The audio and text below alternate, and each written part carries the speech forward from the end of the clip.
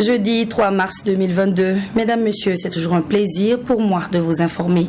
À la une de ce 13h, le lieutenant-colonel Paul-Henri Sandaogo Damiba a été investi président de la transition ce mercredi matin. Le leader du MPSR qui a pris le pouvoir par coup d'État le 24 janvier dernier a été déclaré président par le Conseil constitutionnel en février.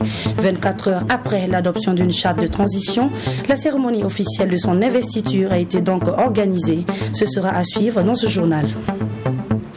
Abandon massif des populations observées en Ukraine. Plus de 677 000 réfugiés ont fui le pays. Ces 6 derniers jours, nous sommes donc entrés en contact avec la communauté burkinabé vivant dans ce pays qui ont été obligés de fuir cette guerre et cela par tous les moyens. Le point de la situation dans quelques instants. Lancement de la 6e édition de la Semaine de la jeunesse contre la corruption. Une cérémonie d'ouverture présidée par le ministre de la Justice et avec pour thème la corruption au sein de l'administration judiciaire, enjeux et défis. Voilà pour les titres du jour. Encore une fois de plus, bonjour et bienvenue à toutes et à tous. Après la validation de la charte de transition ce 1er mars, qui a désigné le lieutenant-colonel Paul-Henri Damiba comme le président de la transition ce 2 mars, il a été officiellement investi dans ses fonctions de président de la transition. Une cérémonie consacrée par un seul temps fort, celui du port du collier de grand maître des ordres burkinabés au président de la transition, qui est désormais investi de plein pouvoir. Ce dernier est déjà très attendu sur le chantier de la sécurité. Michael Tougri pour le compte-rendu.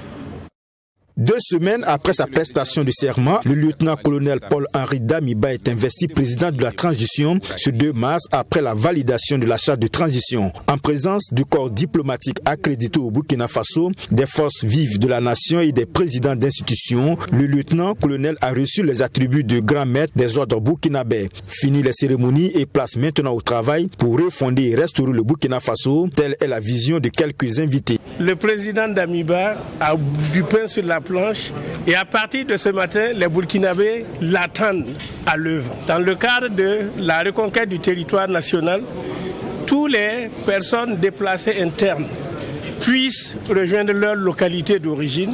Les gens s'impatientaient par rapport donc au fait qu'on n'a pas encore depuis 1 mois nos organes de la transition. Et les assises nationales donc ont amendé et validé la charte de la transition. Et son excellent monsieur le président Paul-Henri Sandaogo Damiba, à travers cette investiture, prend les pleins pouvoirs et il a le quitus donc du peuple burkinabé pour pouvoir travailler et pouvoir sortir le Burkina Faso de l'ornière. Avec cette cérémonie d'investiture, le lieutenant-colonel président de la transition, Paul-Henri Damiba, a 36 mois pour un retour à l'ordre constitutionnel normal. Durant cette période de transition au Burkina Faso, la mission du président du Faso investi sera entre autres de débarrasser le pays des groupes armés, réconcilier les Burkinabés et lutter contre la corruption. Ensemble des doses où qu'il se trouve au Burkina Faso, et se lever, donner la main pour accompagner les autorités de la transition, au président Damiba. Pour cette mission, c'est la sécurité.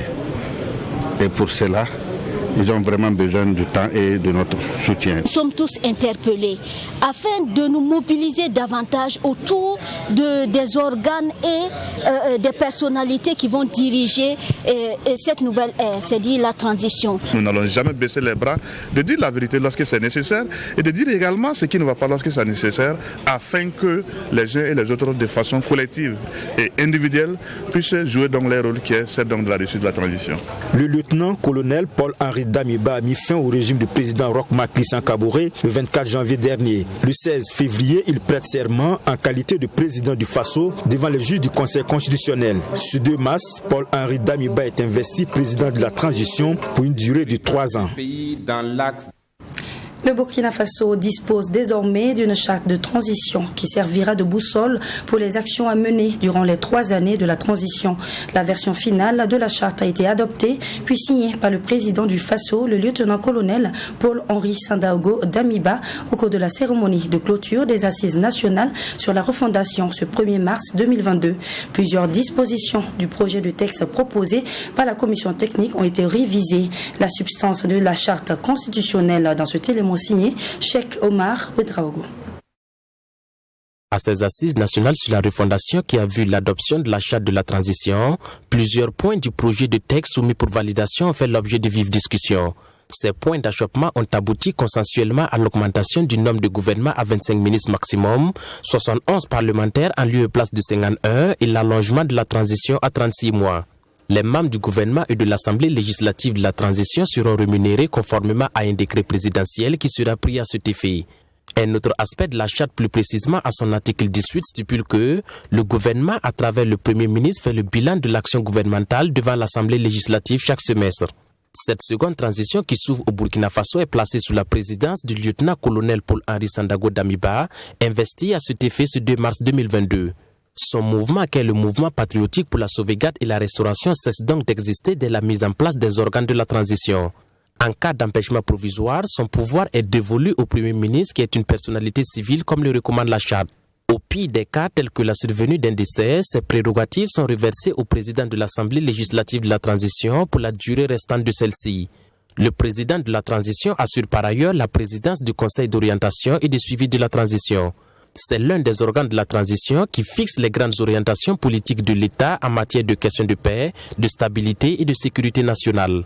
Il est composé de personnalités civiles et militaires du MPSR et toute autre personne épousant les idéaux du mouvement. Sa composition, son organisation et son fonctionnement seront régis par une loi organique dans les jours à venir. La charte indique que la question du genre sera prise en compte dans la composition des organes de la transition. Cette transition, qui prendra fin avec l'organisation des différentes élections, exclut d'office le président de la transition et celui de l'Assemblée législative à y prendre part.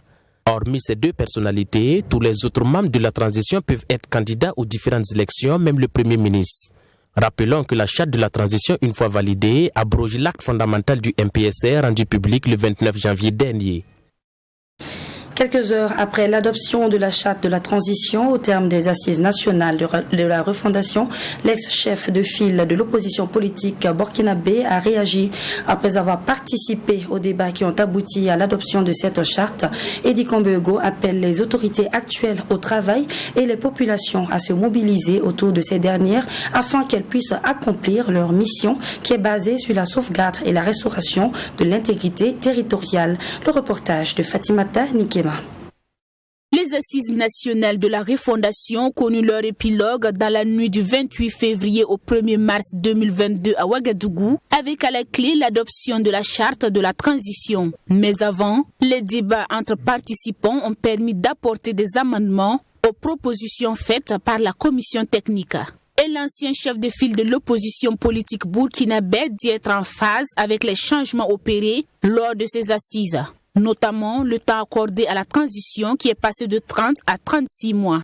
Si c'est le temps qu'il faut pour que l'on atteigne l'objectif premier, qui est la recherche de la paix, nous n'avons pas trouvé d'inconvénient, nous avons simplement recommandé fortement que les autorités prennent attache avec nos partenaires techniques et financiers et nos partenaires bilatéraux et multilatéraux de la sous-région pour éviter que l'on s'enlise dans des sanctions inutiles qui vont desservir notre pays et appauvrir davantage nos populations. Le nombre de représentants du peuple à l'Assemblée nationale et de ministres a aussi connu une hausse.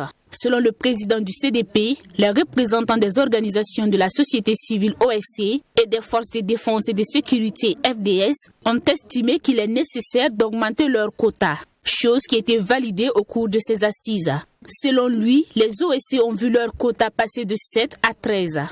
Nous avions dans le projet 10 personnes représentant la classe politique. Ça a été ramené à 8. Mais là n'est pas le problème. C'est un coup d'État. Il n'y a pas de raison que les partis politiques se fassent la guerre pour avoir des postes pour ceci ou cela. L'esprit qui doit nous animer, c'est de dire que nous devons nous unir tous. Eddie Kamboigo appelle donc les différentes couches sociales à taire leurs divergences afin de faire front commun avec les autorités de la transition. Selon lui, seule l'union des fils et filles du pays permettra d'atteindre l'objectif commun qu'est le retour de la paix. Et puis après d'intenses débats au cours des assises nationales de la refondation, le projet de la charte de transition proposé par la commission technique a connu pas mal de réajustements avant d'être adopté. Des participants de la société civile se disent satisfaits au sortir des travaux et attendent de pied ferme la mise en œuvre de ce qui a été décidé lors de ces assises. Les précisions dans ce second reportage signé Fatima Tanikema. Fin des assises nationales de la refondation et adoption de la charte de la transition. Place maintenant au travail. Telle est l'attente de certains participants à ces assises nationales. Anaïs Drabo, leader d'OSC, s'est dit confiante car ses préoccupations ont été prises en compte. Elle dit attendre des améliorations dans la gestion des personnes déplacées internes. Parce que c'est mon domaine. Je ne veux pas dire que c'est mon domaine, je vis au jour avec les PDI, je n'ai pas un chez moi. À Tougan, chez moi, au Sourou, on n'a pas un site de déplacés internes. Ça veut dire que Tougan n'est pas pris en compte. Est-ce que vous comprenez un peu? Donc ma bataille aujourd'hui, c'était ça. Qu'ils mettent un gouvernement en place rapidement, que je puisse aller, même si c'est m'agenouiller, demander au président Damiba qu'on mette un site de déplacés internes rapidement, parce que chez moi, ça ne va pas. Dr Aruna Louré est le porte-parole du mouvement Les Révoltés. En tant que participant aux assises nationales au titre de la société civile, il appelle les nouvelles autorités à mettre les hommes qu'il faut à la place qu'il faut pour une transition réussie. Le problème du Burkina Faso depuis les indépendances, c'est la malgouvernance, c'est la corruption, c'est le népotisme. Il faut que nous prenions à bras le corps ces questions-là pour lutter sans pitié. Je dis bien sans pitié sur ces questions-là pour que nous puissions avancer. Parce que si nous arrivons à régler ce problème-là, les questions type insécurité, tout ce qui va avec, nous allons indirectement impacter positivement sur ça. Anaïs Drabo, elle, appelle les partis politiques à se remettre en cause durant cette transition et attendre les prochaines élections pour se présenter.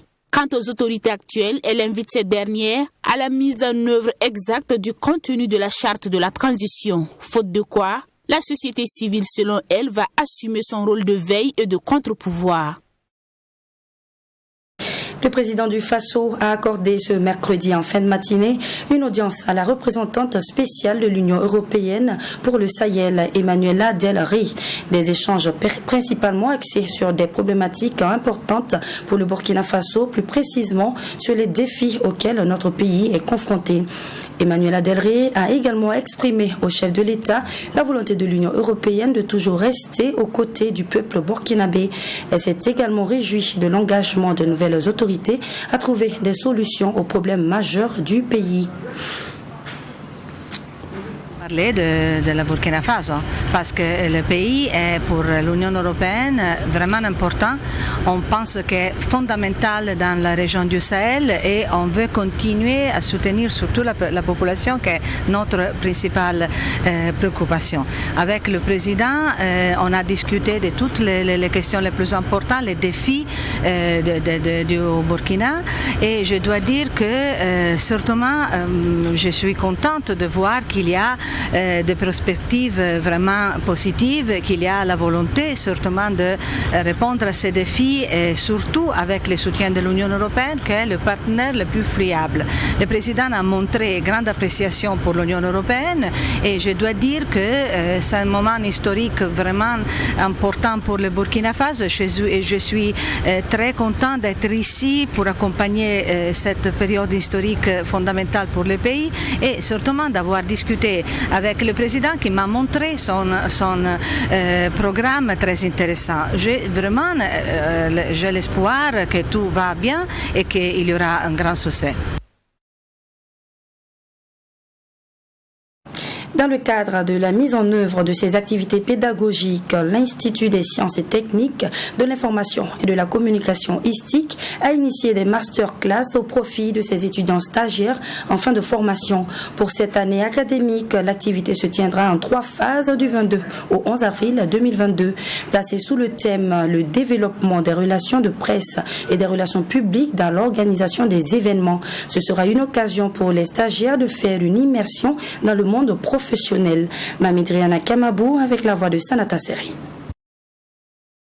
Dans son développement, Honoré Bambara, l'un des conférenciers du jour, a expliqué l'évolution de la stratégie de communication autour de son événementiel qu'est Miss Université. Une communication qui est passée durant ces 20 années d'existence, de la presse écrite au panneau publicitaire, en passant par les spots publicitaires et sur les réseaux sociaux. Le promoteur de Miss Université dit trouver son compte dans la communication numérique. Quand on regarde notre projet Miss Université, on a assisté à 3 grandes phases.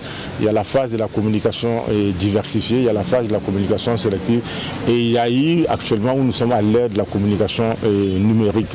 Et aussi nous avons dit le choix que nous entretenons avec les différents médias en fonction des réalités et du moment. Ces réalités très souvent qui sont des réalités économiques et financières ou bien très souvent la réalité aussi est liée à la force du média qui est en vogue. Par exemple, actuellement, nous avons dit que nous sommes essentiellement digital parce que la communication digitale, quoique, c'est la communication qui est en train de prendre le dessus. Jean-Marie Nabi, promoteur du festival Afrobeat, s'est prêté au même exercice. Pour promouvoir son festival, Jean-Marie Nabi a fait appel à des professionnels de la communication. Nous avons couru pendant longtemps pour espérer avoir une interview, un petit article de présentation de cet événement afin que l'opinion publique puisse être informée, que les professionnels puissent savoir effectivement qu'il y a un festival qui est créé, que nous avons des ambitions culturelles assez grandes. Au-delà, il y avait aussi, je crois, M. Hervé Mola qui était responsable du desk culturel à l'Observateur, à travers l'Observateur Dimanche. Ce cadre de partage d'expérience a bien été apprécié par les stagiaires et étudiants de l'Institut des sciences et techniques de l'information et de la communication, ISTICA. Certains ont profité de l'occasion pour soumettre leurs préoccupations aux conférenciers du jour. J'ai retenu que la communication est importante, sinon sine qua non pour n'importe quel événement. Et la communication joue un très grand rôle, que ce soit avant l'événement, pendant et après. Et peu importe l'année que l'événement tient, l'année et le nombre d'années de l'événement, on a toujours besoin de la communication. Et la communication aussi tient compte de tous les aspects, et que ce soit les moindres, des moindres aspects des détails aux grands aspects. Donc la communication est très importante et à prendre au sérieux. Le développement des relations presse et des relations publiques dans l'organisation des événementiels, c'est le thème qui a été développé par ces conférenciers lors de cette rencontre. Une masterclass qui s'inscrit dans le cadre de la mise en œuvre des activités pédagogiques de l'Institut des sciences et techniques de l'information et de la communication ISTIC.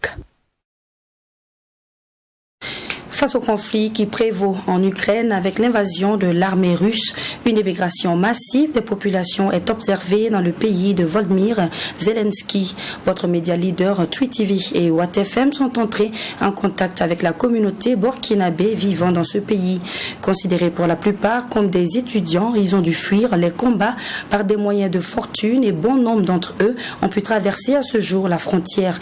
Le point de la situation de nos compatriotes en Ukraine dans ce reportage qui porte la signature de Serge Caboret. À un moment où de nombreux Africains, pour la plupart des étudiants, tentent comme des centaines de milliers d'Ukrainiens de rejoindre par tous les moyens les pays voisins, la situation des étudiants burkinabés en Ukraine demeure toujours floue. Un état de fait que nous confirme Haruna Zongo, un expert en relations internationales et chercheur à l'Université nationale Ivan Franko de Lviv en Ukraine. Par ailleurs, premier responsable des Burkinabés vivant dans ce pays, Haruna Zongo affirme que pour l'heure, le soutien de l'État burkinabé a été moral. Aux premières heures, nous avons été contactés par l'ambassade de Burkina Faso à Moscou qui nous a envoyé une correspondance et par l'intermédiaire du conseiller Madame Ouedraogo qui a toujours relancé pour un soutien moral qui est très important dans ce genre de situation, qui nous a beaucoup soutenus et qui était resté à l'écoute de Ouagadougou pour la conduite à tenir Jusqu'à l'heure, moralement, ils nous ont soutenus. Étant donné que d'autres étaient dans des situations un peu catastrophiques, avec des situations alarmantes, on attendait un soutien, même au niveau logistique, pour pouvoir amener les gens au niveau de la frontière ou, une fois traversé la frontière, pouvoir se déplacer. Surpris par le conflit avec l'invasion de la Russie en Ukraine, les étudiants burkinabés espéraient jusqu'aux premières heures que le pire soit évité. Comme tout le monde, la guerre nous a surpris. On voyait la guerre venir, mais on croyait dire comme faire que le peuple russe et le peuple ukrainien étant des peuples frères, on n'allait pas arriver à des bombardements, à un conflit de ce genre. Et dès les premières heures, on a été réveillés par des bombardements. C'était du sauve qui peut. Il fallait chercher à se mettre à l'abri, à protéger ses collègues, à protéger ses amis, à protéger les familles. C'était très très difficile. Ces derniers jours, des accusations de comportement raciste à l'endroit des Africains aux frontières se sont multipliées. Fort heureusement, selon Haruna Zongo, la plupart des Burkinabés ont pu fuir la capitale ukrainienne et traverser les frontières avec les moyens de bord. Il fallait chercher à quitter le pays par tous les moyens, à traverser les frontières, à sauver nos vies, à sauver la vie de nos proches, chose qu'on a fait. Et par la grâce de Dieu, on a pu traverser les frontières.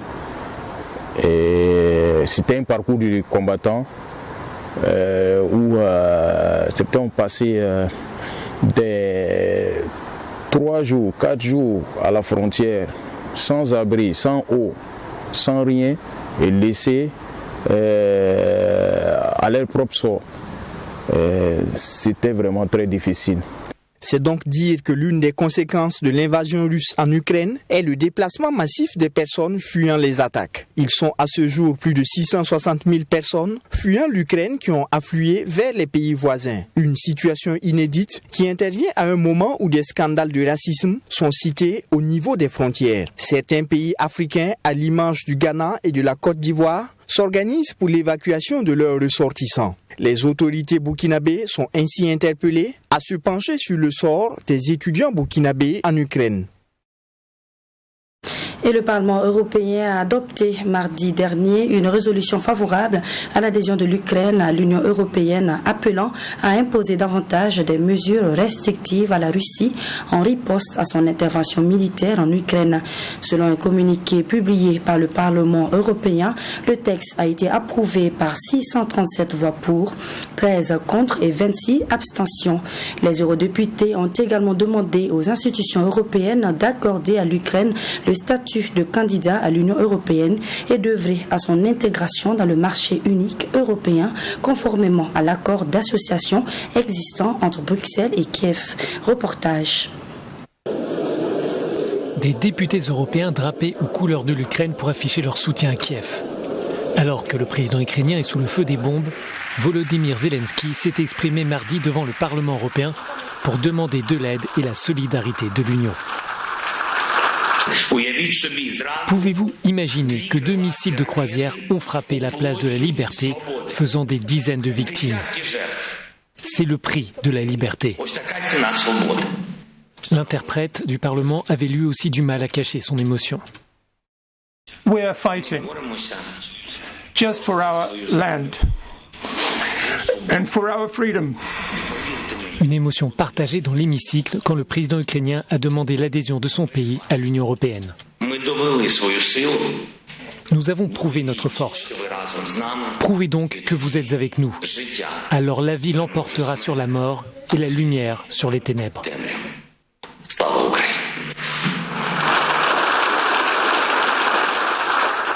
Les eurodéputés ont adopté dans les heures suivantes une résolution pour demander à la Russie de mettre fin à la guerre.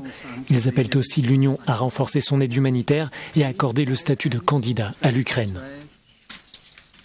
Je pense qu'il y a des moments où il faut avoir le courage de faire des grands pas en avant.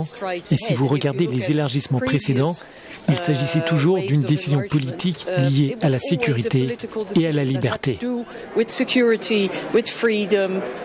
La résolution demande l'envoi supplémentaire d'armes défensives, mais sur ce point, certains parlementaires ont des réserves. Cela pourrait engager une escalade de la guerre. Cela deviendrait un conflit international et cela pourrait devenir une guerre de grande ampleur ou l'un des plus grands conflits en Europe qui implique d'autres pays.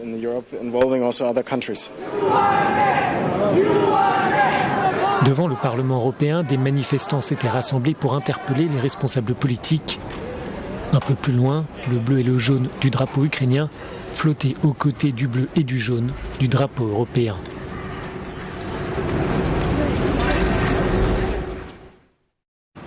Toujours hors de chez nous, au Mali, début de la 6e édition de la semaine de la jeunesse contre la corruption, ce 1er mars à Bamako.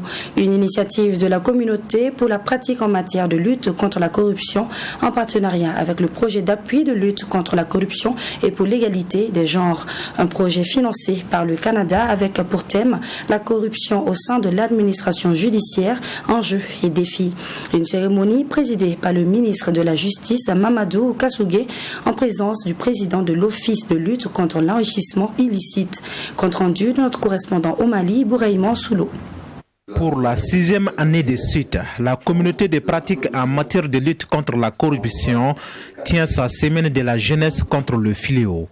Une initiative des jeunes saluée par le président de l'Office de lutte contre l'enrichissement illicite, Dr Mouni Guindo, qui estime que la corruption est à la base de l'insécurité au Mali. Il y a quelques semaines, des zones entières au Mali étaient la cible de plusieurs groupes terroristes. Ces groupes infligeaient en tout cas toutes sortes d'atrocités aux populations civiles, vulnérables et sans défense. Ces violences se traduisent par le terrorisme, par un banditisme transfrontalier, le trafic d'armes, le trafic de drogue, le trafic de migrants et toute autre sorte de criminalité. Il est clair pour nous que ces violences sont les conséquences de la corruption qui est endémique au Mali. Elles sont les conséquences de l'impunité qui, avec la corruption endémique, a gangréné la société malienne et constitue de ce fait un obstacle à son épanouissement. La cérémonie d'ouverture de cette 6e édition de la Semaine de jeunesse contre la corruption a été présidée par le ministre de la Justice, Mamadou Kassougé. Pour le garde des Sceaux, les autorités de la transition sont déterminées à combattre la corruption malgré les difficultés. Malgré les difficultés réelles que notre pays rencontre dans la lutte contre la corruption, au regard d'une analyse historique et structurelle du phénomène, les plus hautes autorités de la transition ont marqué leur détermination à lutter contre toutes les formes de dilapidation et d'atteinte aux biens publics en mettant au centre de leur action le renforcement du dispositif de renseignement et la réadaptation du cadre institutionnel pour obtenir de meilleures réponses judiciaires face à l'étendue et à la profondeur du fléau. Et le ministre Mamadou Kassougé d'expliquer l'importance de la mise en place d'un nouvel organe pôle économique robuste dans la lutte contre la délinquance financière. C'est en cela qu'il a été créé un pôle national économique et financier, doté d'une compétence nationale et dirigé par un procureur spécial dont les moyens d'intervention sont aussi efficaces que pratiques pour une meilleure sauvegarde des intérêts de l'État face aux manœuvres des fossoyeurs des ressources publiques. Durant une semaine, les panélistes vont se succéder à Bamako et dans les capitales régionales pour débattre du fléau, mais surtout autour du thème central, la corruption au sein de l'administration judiciaire, enjeux et défis. C'est tout pour ce journal. Je ne saurais vous quitter sans cette citation de Nelson Mandela qui dit « Dans la vie, on a toujours le choix, aimer ou détester, assumer ou fuir, avouer ou mentir, être soi-même ou faire semblant. » Et à tous ces fidèles chrétiens qui nous suivent, je vous souhaite à toutes et à tous un bon mois de carême, surtout dans la paix, dans l'amour et dans la santé. Je vous donne rendez-vous demain, même heure, pour de nouvelles informations.